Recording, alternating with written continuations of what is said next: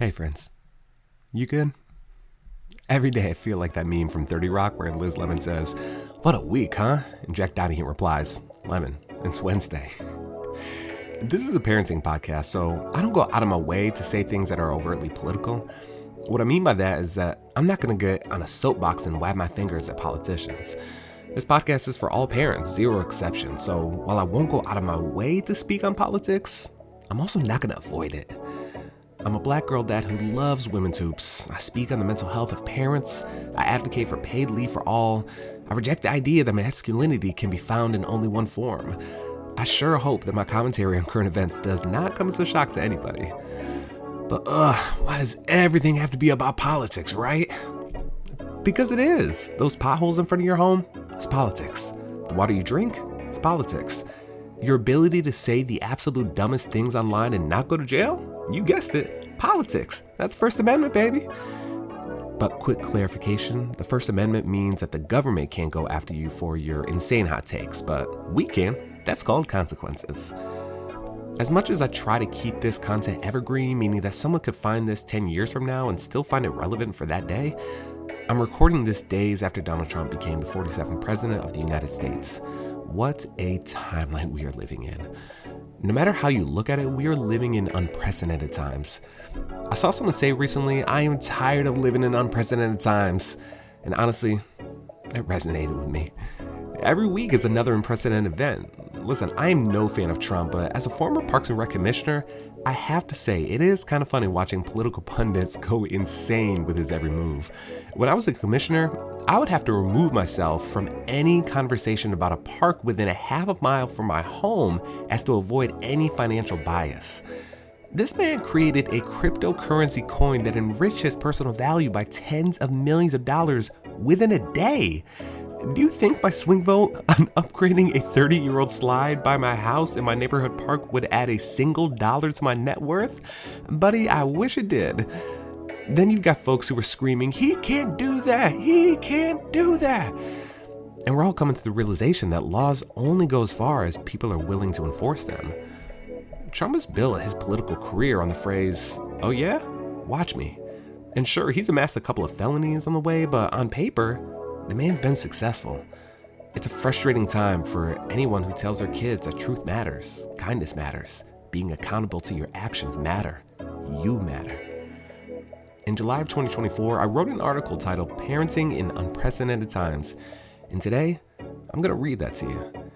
I wrote it following the assassination attempt on then-candidate Trump's life. In a world full of unprecedented events, that was certainly up there, and while everything may feel heavy today, we also have a job to do for these little ones. So I'll do my best to be honest in my assessment. You can call me partisan, biased, liberal, all of which I probably fall in the category of, but don't you dare forget to attach the only title that I really care about, and that's dad, which is exactly why we need everybody to come together, call nonsense nonsense, and reject apathy while maintaining our peace. Thanks for being here for another episode of Courtside Forever, because as parents, we've got the best seats in the house. Let's enjoy them.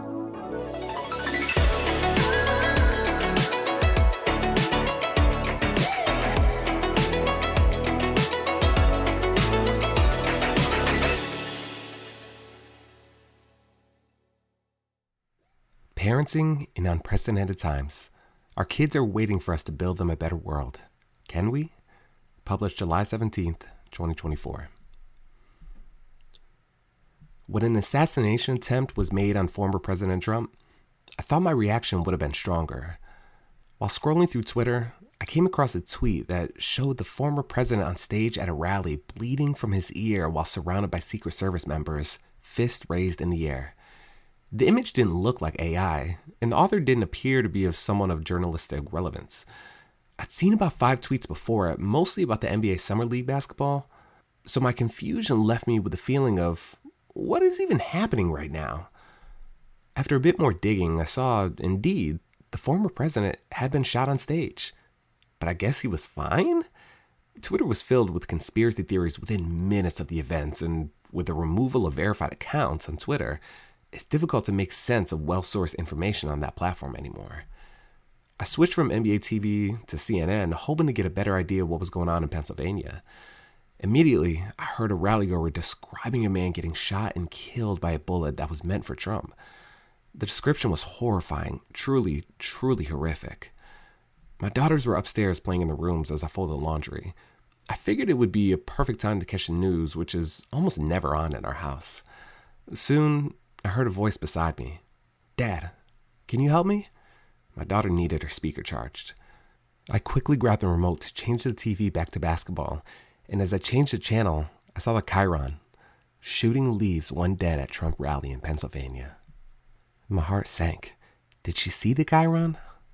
I'll talk to my kids about anything, but an assassination attempt on the former president is tough ground to cover on a Saturday afternoon.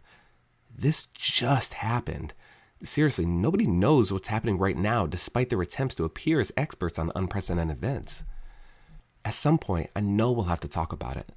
We've talked about Martin Luther King's assassination, so the topic isn't totally new. But this attempt took place now, with 4K cameras and cell phone footage immediately available to the public. This isn't a back in my day people were crazy conversation. It's a we're living in unprecedented times conversation. And I don't know if I'm ready. It's a similar conversation we had after the Uvalde school shootings as schools conducted lockdown drills to keep kids safe.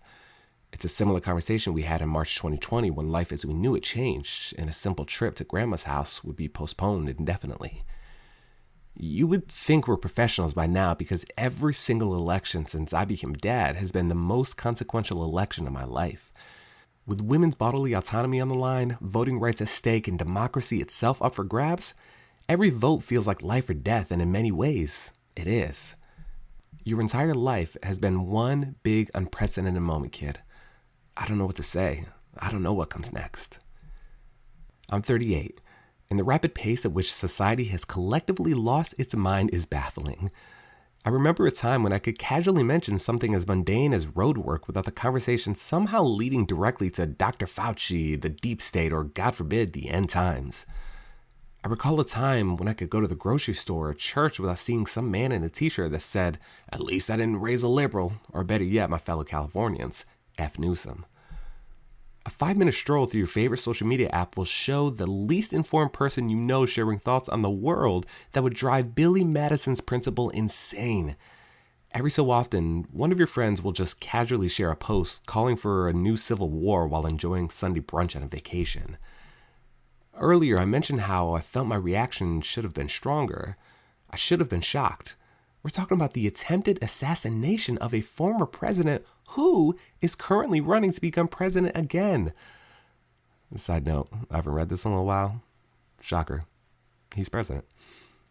But I wasn't shocked. Not one bit.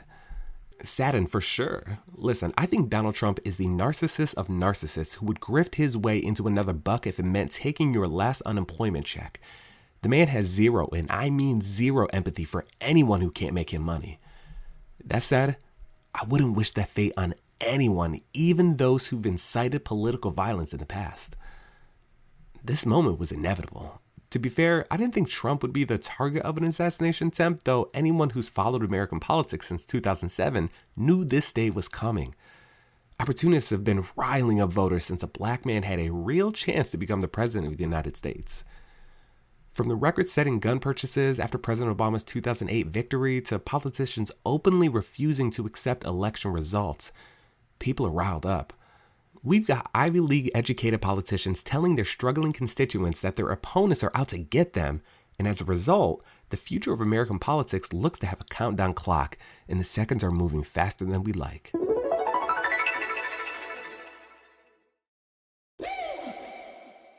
As our family went on with our Saturday night, we put together a puzzle. The joy of seeing my girls get excited over finding two pieces that matched together was perfect and just what I needed. Just a dad, mom, and 2 daughters listening to music and completing a puzzle. Life is good. And then I go to bed and think of how my daughters' lives have been filled with unprecedented events since the day they were born and how, outside of our 4 walls, things are feeling unstable. As we walk our dogs through our neighborhood, there's a flag hanging from someone's garage that clearly says F. Biden. As we drive, we pass cars with giant decals of guns and antagonistic language, threatening Lord knows who with violence for driving too close to their cars. Hell, people openly make comments such as, if Trump gets reelected, I'm moving to another country, laying a foundation of fear in kids who wonder if they're even safe at home. If history's shown us anything, it's that humans are capable of committing ugly, horrific crimes. When my wife and I chose to start a family, we knew the world we were living in. I guess you just assume that over time, things will get better.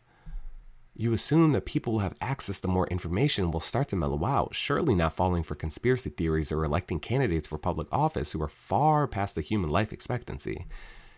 You assume that people who understand that to be in community with others is to respect and look out for your neighbor who would also do the same for you. Life wouldn't be perfect, but life would be better, safer, and more equitable for all, including the folks represented by all the stars on our flag. To be clear, being an American is an enormous privilege, one that I had zero say in. But things don't seem to be getting better, do they?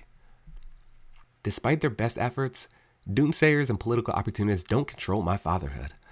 As I held my baby girls for the first time, I promised to do my best to build a world that they could be proud of. And as long as I've got breath in my body, I'm going to try. Control the controllables is a motto I live by. That phrase has allowed me to find peace in chaos when our world makes little sense. Right now is one of those times. There is so much in life that I can't control. I mean, there are thousands of areas in my own life that I can't control. But I can do my best. Love my family well, show empathy to those in pain, and not treat strangers online like complete garbage.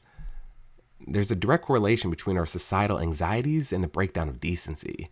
When I begin to feel bitter, hopeless, or anxious myself, it's often due to an increase in time spent online and a decrease in time doing things I love. Attention is our most valuable currency, and nothing grabs our attention like a threat. Spend enough time online, and everything around you will feel like one. Still, my kids deserve a dad who is present, empathetic, and doesn't change his stance on political violence depending on whom it's inflicted upon. If we're going to continue to live through unprecedented times, my kids deserve a dad who serves as a compass, guiding them north towards safety and light. Going low feels good. Trust me, I've dunked on a person or two, and pointing out their hypocrisy feels validating and the likes feel vindicating. But personally, cynicism steers me away from the dad I hope to be, one who is kind, consistent, and above the noise. I don't want to be buried in my notifications, waiting for replies and missing life's greatest joys happening right in front of me. Imagine not laughing at your daughter's joke because you were too busy replying to @PatrioticPatriot693, a literal bot that's monitoring your data. Our kids deserve parents who will actively build a better neighborhood, community, and world around them. This can't happen while dabbling in conspiracy theories that wake our paranoia and quell our humanity. This can happen through humility and self-awareness, knowing we are all in this together. I know you're tired. I'm tired too, and you're more than validated in feeling that way. But we have to reject apathy. We have to change our ways. That's my hope, at least. I know I'm just one person, and I can't change the world, but I can change my perspective for my entire world.